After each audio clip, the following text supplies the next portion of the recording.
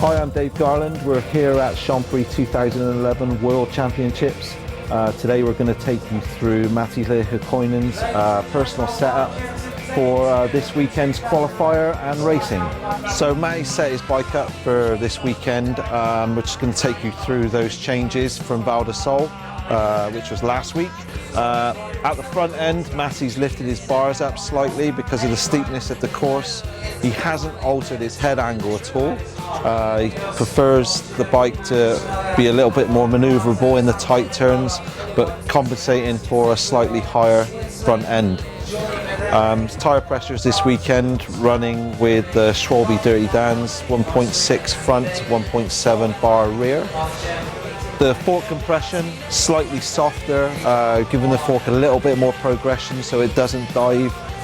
Matti prefers the suspension to be slightly softer than another rider of his size. The rear suspension on Matti's bike is set slightly softer to allow the back end to sit into its travel a little more, therefore just creating the bike, making it sit down much more, so when you commit to a steep turn you can get your weight off the back of the bike much easier and keep your momentum going through the turn without the back end breaking loose.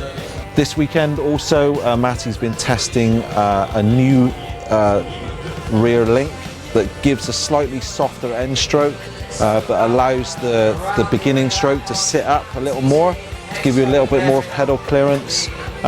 The existing link that we've been using this year is a little bit more progressive and allows the suspension to get a little stiffer at the end stroke of its travel.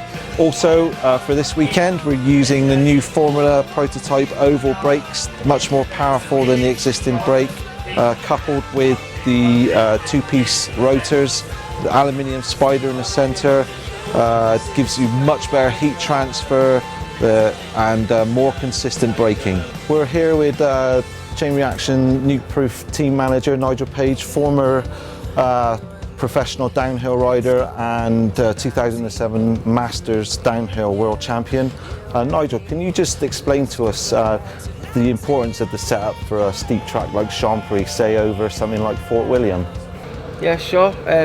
Well, as you know, Dave, we've set my bike up for years, and for a track like Fort William, we'll have it pretty firm and quite balanced front and rear because it's not a steep track, to carry speed over the rocks, and have the back end really, firm, supple enough to take the hits, but to be able to stay up in the travel, so we can, skip over the top of the rocks and stuff. For a track like Champery, which is absolutely the opposite, it's pretty vertical down there. You're hanging off the back of the bike. It's not about making speed like at Fort William. You're just trying to stay off the brakes where you can and scrub enough speed off to get around the corners after the steep descent. So what we do here is we keep the front quite firm, supple enough at the first half of the travel to take the bumps in that, but so it doesn't dive through when you go down a really steep chute into a turn. The front needs to stay up, and then we also, a lot of the time go a little bit softer on the rear, maybe go down 50 pound on the spring, so the back end of the bike sits in, because for 99% of the track you're off the back of the bike and pushing down on the pedals, so you want the back end of the bike to squat a lot more on the steep tracks.